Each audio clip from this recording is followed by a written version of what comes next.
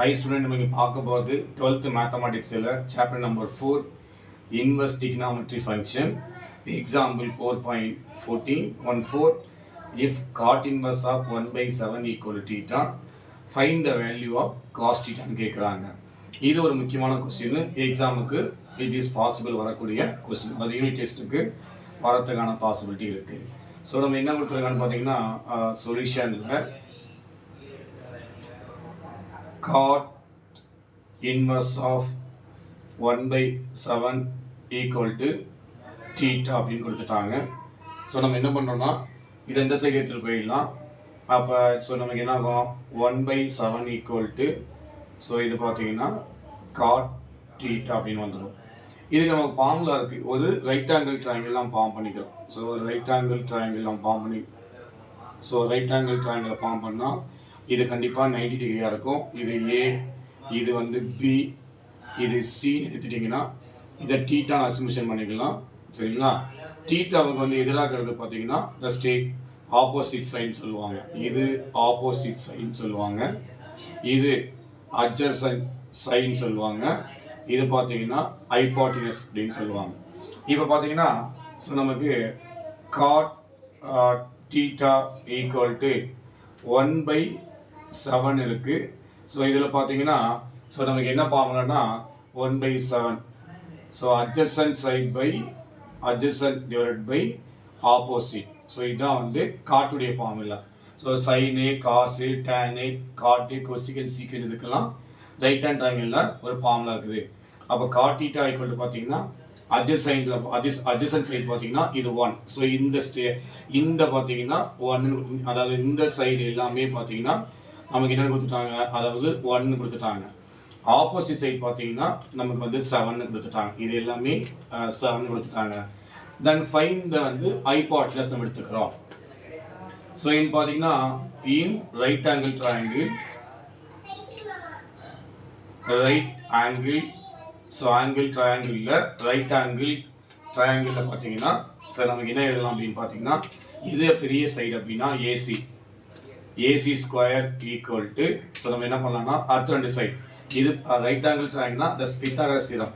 Right angle triangle square on the hypotenuse equal to sum of square on the two sides. இது எது பெரிய சைடாக இருக்கோ அதை ஸ்கொயர் ஈக்குவல் டு அடுத்த ரெண்டு சைடை ஸ்கொயர் பண்ணி ஆட் பண்ணிக்கிறோம். ஃபோர் ஏபி ஸ்கொயர் ப்ளஸ் பார்த்தீங்கன்னா BC square.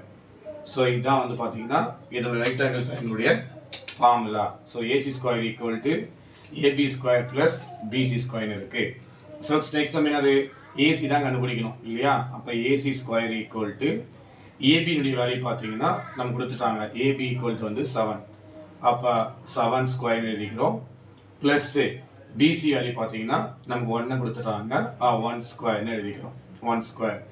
therefore AC square equal to 7 square na 7 into 7 49 plus 1 square na 1a. So next பாத்தீங்கன்னா AC square equal to 49 plus 1 வந்து 15 வந்தாச்சு. So next partல நம்ம என்ன பண்றோம் அப்படின்னு பாத்தீங்கன்னா 50 root எடுத்துக்கிறோம். அப்ப AC equal to பாத்தீங்கன்னா root of 15 வந்துரும். டைரக்டா 50 க்கு root எடுக்க முடியாது. So அதனால என்ன பண்ணணும்னா AC equal to பார்த்தீங்கன்னா இதை 25 into 2 அப்படின்னு எழுதிக்கலாம். ஸோ அப்போ AC equal to பார்த்தீங்கன்னா ஸோ நம்ம எனக்கு 25 ரூட் எடுத்தால் 5 வந்துடும், 2க்கு எடுக்க முடியாது. அப்போ ஏசினுடைய வேல்யூ பார்த்தீங்கன்னா 5√2 அப்படின்னு நம்ம கண்டுபிடிச்சிட்டோம் இதனுடைய சைடு. அப்போ இந்த ரைட் ஆங்கிள் ட்ரையாங்கிளுடைய 3 சைடும் கண்டுபிடிச்சிட்டோம். இப்போ ஏபின்னு பார்த்தீங்கன்னா 7 ஆப்போசிட் சைடு. அதே மாதிரி பிசி பார்த்தீங்கன்னா இதனுடைய சைடு எல்லாமே நமக்கு 1 கண்டுபிடிச்சிட்டோம். இதனுடைய சைடு எல்லாமே பார்த்தீங்கன்னா 5√2 அப்படின்னு கண்டுபிடிச்சிட்டோம். அவன் என்ன கேட்குறான்னா then value of cos theta. So value of cos theta அப்படின்னு பார்த்தீங்கன்னா இதுதான் formula. Cos theta equal to வந்து so adjacent side by hypotenuse. இதுதான் பார்த்தீங்கன்னா காஸ் தீட்டாவுடைய ஃபார்முலா.